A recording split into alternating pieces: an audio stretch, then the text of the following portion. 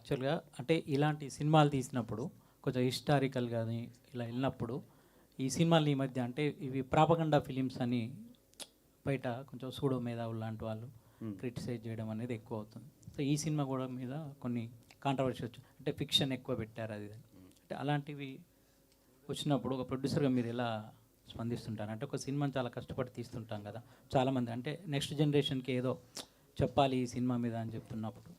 అంటే నేను నిజంగా ఈ సినిమా చూసినప్పుడు అయితే నేను సింబోజీ బుక్ నేను 1 year బ్యాక్ ఎప్పుడు చదివాను. ఎక్కడో ఏంటంటే అరే భలే ఉంది నిజంగా, ఇట్లాంటి సినిమాలు ఇట్లాంటి కథని సినిమాల కింద తీసుకుంటే బాగుంటుంది కదని నాకు 1.5 year క్రితం, నాకు కరెక్ట్గా టైం లేదు కానీ అనుకున్నాను. బట్ ఎప్పుడైతే చావా అనేది ఒకటి జరుగుతుంది ఆల్రెడీ అని తెలిసినప్పుడు ఐఎమ్ వెయిటింగ్ ఎట్లా ఉంటుంది ఏంటి అని చెప్పి. నేను సినిమా చూసినప్పుడు ఇది ఎంత ఫ్రిక్షన్ ఉంది, ఎంత ఒరిజినల్ ఉంది, అన్నిటికన్నా కూడా ఒక సినిమాగా మాత్రం చాలా మంచి సినిమా.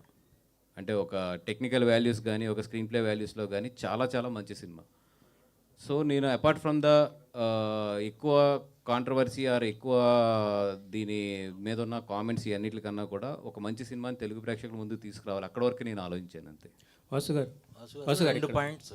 ఒకటేమో ఇలాంటి నేపథ్యం ఉన్న తెలంగాణ స్టోరీస్, ఆంధ్ర స్టోరీస్ చాలా ఉన్నాయి. అలాంటిది ఏమన్నా తెరకెక్కించే ఆలోచన ఒకటి ఉందా?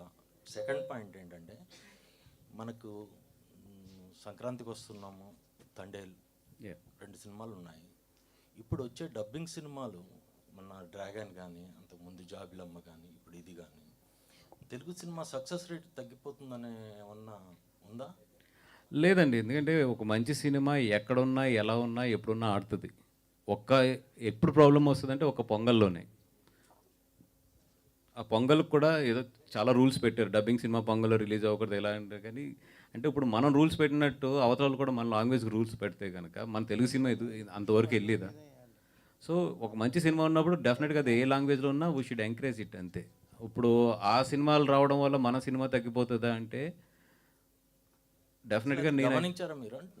లేదు, ఎందుకంటే రెండు కదండి 3 మంచి సినిమాలు రిలీజ్ అయ్యి ఆడిన రోజులు కూడా ఉన్నాయి కదా మనకి. మంచి సినిమా ఉన్నప్పుడు డెఫినెట్గా ఆడుతుంది అంతే. అదేంటంటే ఒక యావరేజ్ ఆర్ చిన్న ఫ్లాప్ సినిమాలు ఉన్నప్పుడు ఎఫెక్ట్ ఉంటాయి తప్ప మంచి సినిమాలకి ఐ డోంట్ థింక్.